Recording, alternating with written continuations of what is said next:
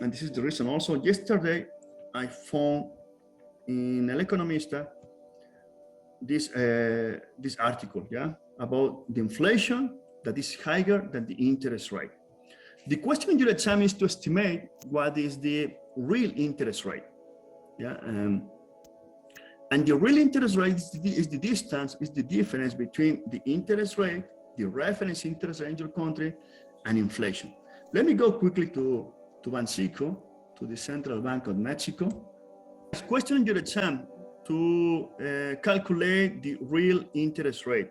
To calculate the real interest rate, I need to know what is my reference interest rate at the macro level minus my inflation.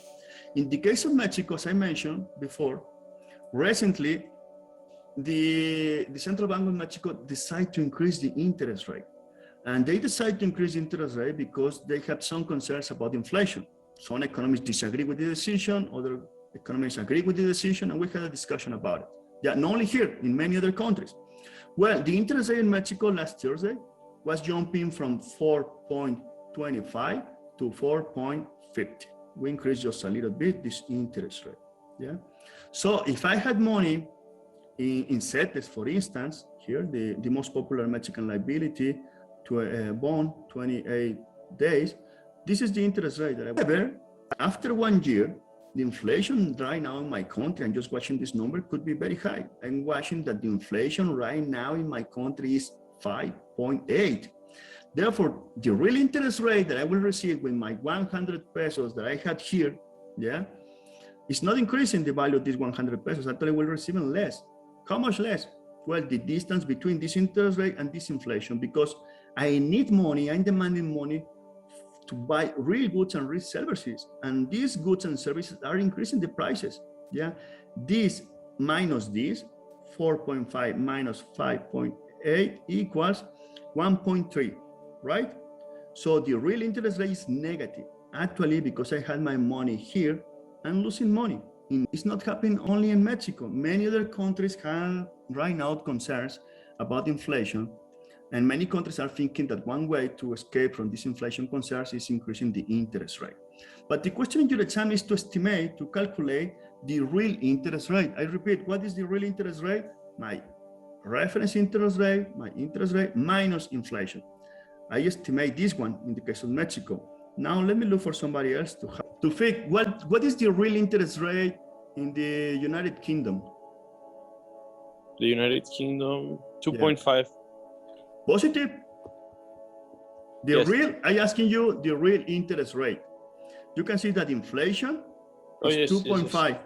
And the reference interest rate is 0.0. Could be something slightly different, but actually, if you have your money in the bank in the United Kingdom, you will get nothing for your money in the bank, or from the most important liability from the United Kingdom. And therefore, to estimate the real interest rate, the question in your exam, you need to tell me this, the interest rate minus the inflation. And therefore, this minus this is becoming this a negative number. You are losing pounds. How much? Minus 2.5. Do you get it? Yeah, it is positive 3.8. No, negative. Because the inflation in Germany is 3.8 and the interest rate in Germany in Europe, for all the Eurozone, actually is 0%. I will pay you 0%, sometimes even negative you have to pay to have your money in a bank in Europe. Actually, you have to pay, But you are losing money because now the inflation is 3.8. Actually, in the end of the year, you have 100 euros in your bank, you are losing 3.8 percentage of the value of your 100 euros. So you are losing almost 4 euros in the end of the year because you have your money in the bank and the bank paid you nothing, 0. And then you can see that the real interest rate equals 0, equals minus 3.8. No, it's not 0. Even it's negative, you are losing money. And now in my other country, in Russia, inflation is 6.4 and the reference interest rate is 6.5. Well, at least it's a positive number. This minus this equals 0.1. At least I'm not losing my rubles, at least it's positive. And that is the situation in China. Also China pay a little bit. But in many other countries, mainly in Europe, in many other countries, you can observe that inflation is several times higher than the interest rate, and actually you are losing your money. Yeah, in the end of the year, you are not gaining any interest. By contrast, you are losing because your money is to buy real goods and real services. Questioning your exam to estimate the real interest rate, and later we will see that it's highly important to see the difference between the nominal value of the macroeconomic variable versus the real value of the macroeconomic variable. Later, we will be talking about GDP in real terms and GDP in nominal terms.